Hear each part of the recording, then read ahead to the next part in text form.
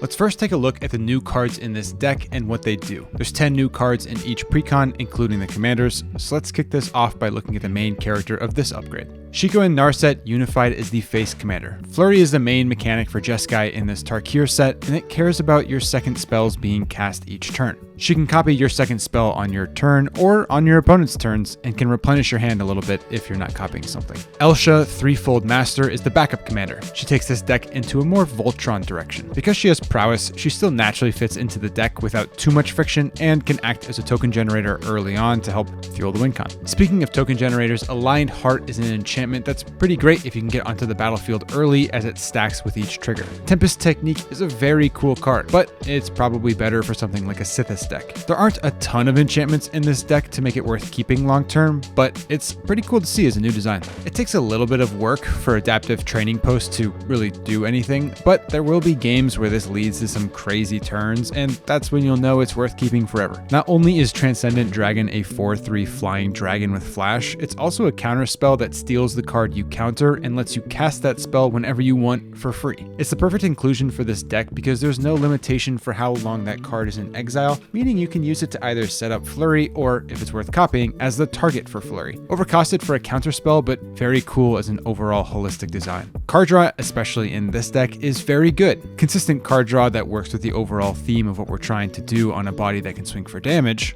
well, that's even better, and Voracious Bibliophile is a pretty sweet new card. Caldera Pyromoss seems like a win condition card. 9 damage on the first double spell, then 13 on the second double spell, 17 on the third double spell, etc. Transforming Flourish strikes me as a card I'd put in like a Pandemonium deck. It's similar to Chaos Warp, but worse? It actively seeks something to replace the card you're blowing up rather than chancing it off the top. However, I really enjoy Demonstrate for the politics it offers and think while this card may not be excellent, it's very fun for what it can do at the table. Red somehow got card draw that's above rate with Will of the Jeskai, coupled with Flashback, and I think this is a pretty great card if you've got your commander on the board.